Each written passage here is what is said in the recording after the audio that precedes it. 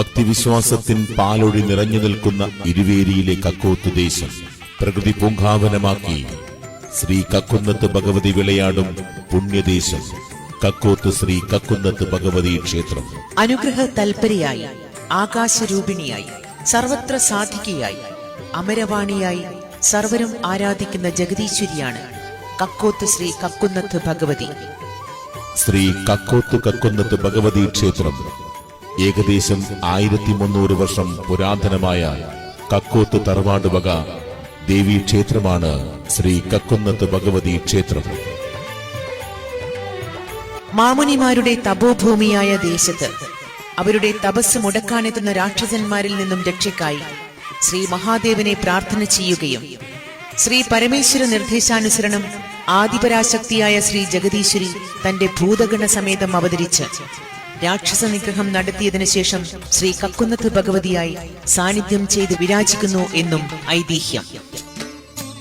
ഉച്ചതിരിഞ്ഞാൽ ഉച്ചരിക്കാൻ പാടില്ലാത്ത അതികഠിനമൂർത്തിയാം രൗദ്രദേവതയായും ശാന്തസ്വരൂപിണിയായ ജഗദംബയായും ശ്രീ കക്കുന്നത്ത് ഭഗവതി സാന്നിധ്യം ചെയ്യുന്ന തറവാടും ദേശവും കാലാന്തരത്തിൽ കക്കോത്ത് എന്നും അറിയപ്പെടുന്നു. യാത്രാമധ്യേ ദേവി ദാഹമകറ്റിയ വെള്ളങ്ങാട് തറവാടിൽ നിന്നും ദേവിയുടെ കലശം എഴുന്നള്ളിക്കുന്നു എന്നും വിശ്വാസം. ഇവിടെ നിന്നും ഭക്തർക്കായി പരമ്പരാഗത രീതിയിൽ പാളിയിൽ കഞ്ഞി നൽകി വരുന്നു.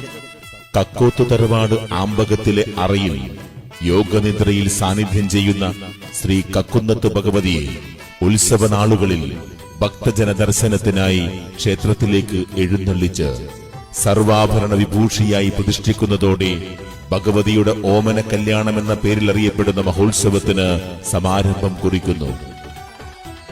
ഉത്തര മലബാറിലെ കളരിവാതുക്കൽ ഭഗവതിയുടെ തിരുമുടി കഴിഞ്ഞാൽ ഓരോ വർഷവും തികച്ചും പുതിയ കവങ്ങും കുരുത്തോലയും ഉപയോഗിച്ച് ക്ഷേത്ര തിരുമുറ്റത്ത് വെച്ച് തന്നെ ക്ഷേത്രം ജന്മാരി വിശ്വകർമാക്കൾ തങ്ങൾക്ക് പൂർവികമായി കിട്ടിയ പാരമ്പര്യം കാത്തുകൊണ്ട് വ്രതാനുഷ്ഠാനത്തോടെ കാൽപാദം കൊണ്ട് ചവിട്ടാതെ കീറിയൊരുക്കുന്ന കവുങ് ഉപയോഗിച്ച് നിർമ്മിക്കുന്ന വലിയ തിരുമുടി വയ്ക്കുന്ന കറുപ്പും വെളുപ്പും മുഖത്തെഴുത്തുള്ള അത്യപൂർവ തെയ്യക്കോലമാണ് ശ്രീ കക്കുന്നത്ത് ഭഗവതി.